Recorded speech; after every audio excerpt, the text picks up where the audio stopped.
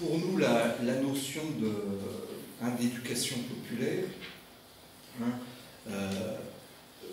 en fait, j'ai essayé de repartir un petit peu du sens global et de retrouver une définition large de l'éducation populaire qui renvoie à la question du public et de l'accès du plus grand nombre. La connaissance doit être diffusée au plus grand nombre pour permettre à chacun de prendre ses responsabilités et d'exister comme individu autonome. Sur ces principes-là, il est clair qu'on s'intéresse à l'enfant, au tout petit, à l'adolescent, à l'adulte, à la personne âgée, quelle que soit sa situation, valide ou en situation de handicap. Et ce point de vue-là nous intéresse particulièrement. Et Sébastien Borg va vous présenter dans quelques minutes un peu la clé d'entrée de l'UFCV sur le handicap avec la question des vacances, puisque dans l'histoire, l'UFCV, c'est l'Union française des centres de vacances et de loisirs. Et c'est par cette clé d'entrée, vacances et loisirs, qu'on a fait connaissance, qu'on a appris à travailler, à monter des projets pour et avec des personnes en situation de handicap mental. Autre élément de définition de l'éducation populaire, favoriser l'accès au savoir et à la culture du plus grand nombre, et en particulier les plus fragiles.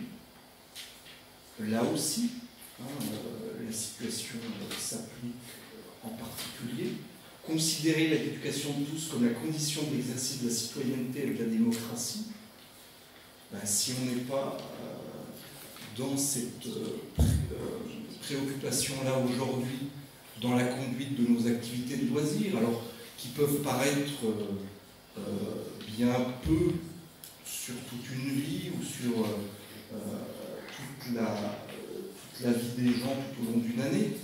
Une période de vacances d'une semaine, de 15 jours, un accueil à la journée, un week-end, c'est un micro-événement, mais c'est quelque chose dans lequel on peut vivre des moments forts, on peut rencontrer d'autres personnes dans un autre contexte, dans un autre environnement, et on cherche à toujours promouvoir ce type de pratique pour tous les âges de la vie, à la fois pour les enfants, pour les jeunes et pour les adultes.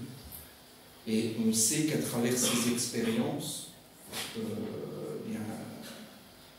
ça renvoie à l'acceptation de la différence, ça renvoie à la rencontre d'autres personnes, ça renvoie au débat, ça renvoie parfois au désaccord, parfois aux petites crises qui sont à régler. Mais en tout cas, ça nous aide à vivre en société, et je crois que c'est quelque chose qu'on cherche clairement à promouvoir à travers nos séjours adaptés. Donc là, derniers éléments de définition qui ont plus attrait à l'enfance, compléter l'institution scolaire, promouvoir les apports d'une éducation non formelle. On a progressé, à travers ce que l'on vous propose aujourd'hui, on vous propose un temps d'éducation non formelle, et on se propose à nous ce temps-là également, c'est-à-dire que vous venez nous enrichir, et on vient s'enrichir mutuellement au cours de cette journée d'échange et de réflexion. Et à travers l'expérience des séjours adaptés et l'accueil de personnes handicapées en séjour, on souhaite également progresser, c'est-à-dire que ça nous fait grandir d'accueillir ces personnes-là, de travailler avec elles au quotidien. Ça fait grandir nos équipes, qui sont essentiellement des volontaires de l'animation, donc des gens dont ce n'est pas le métier, ce ne sont pas des professionnels, et on entend bien continuer à défendre cette acception à l'État, y compris dans ces tendances réglementaires ou à la recherche de toujours plus de sécurité. La compétence n'est pas liée à un statut. La compétence, elle peut être très forte chez un bénévole, elle peut être très forte chez un professionnel. Ce n'est pas parce qu'on est payé qu'on est plus compétent qu'un bénévole.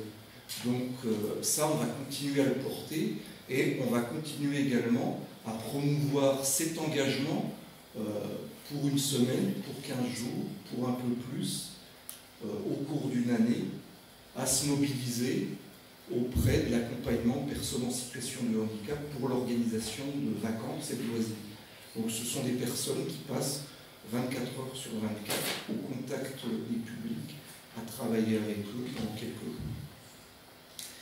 Et puis, bien évidemment, et j'en terminerai là, nous ouvrons à travers ça des perspectives de transformation sociale, parce qu'un jeune étudiant qui vient s'impliquer comme ça quelques jours sur une activité, il se transforme.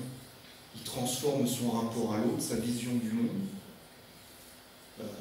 Un jeune ou un moins jeune vacancier qui participe à un séjour, il a également l'occasion de transformer ses comportements, ses relations aux autres, à travers le contact qu'il peut avoir avec ses collègues, à travers le contact qu'il peut avoir avec les adultes qui l'encadrent, à travers le contact qu'il peut avoir au camping ou dans le village dans lequel il est accueilli.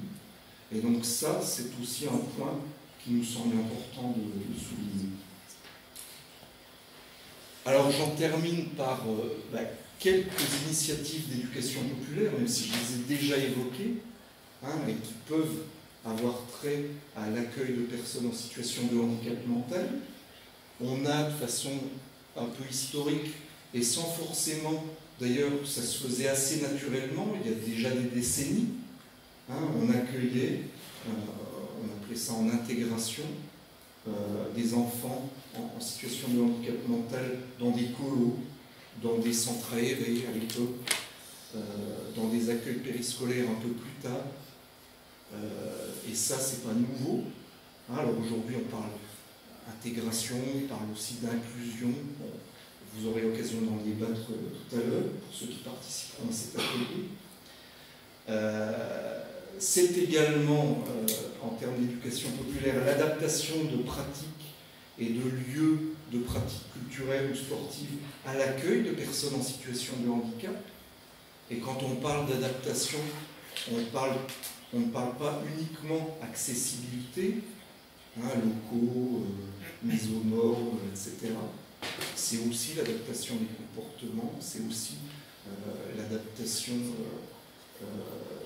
des manières d'accueillir et d'être en relation. Et ça, cette réflexion-là va être particulièrement portée aujourd'hui par Frédéric Reichart à travers les éléments qu'il va nous apporter sur ses études et son travail au quotidien. Et puis, dernier exemple, mais il y en a bien d'autres, les séjours vacances adaptés organisés, qui, je le rappelle brièvement, mais ça va vous être confirmé dans moins d'une minute cette fois, sont nés de l'initiative d'associations avant même que la réglementation, que l'État vienne traduire cette organisation par des réglementations. Mais ça, j'allais dire que c'est la société civile en France, c'est l'histoire de l'animation, c'est l'histoire de l'éducation populaire qui nous renvoie à toutes ces créations, on va dire autonomes, partagées, et puis ensuite, quand on se rend compte que beaucoup de monde organise, etc., on se dit que oui, il faut un peu réglementer, et c'est utile et salvateur. Et les vacances adaptées organisées ont à peine une décennie d'existence officielle, bien plus longtemps en termes d'initiative. Donc voilà pour cette introduction sur le rapport éducation populaire.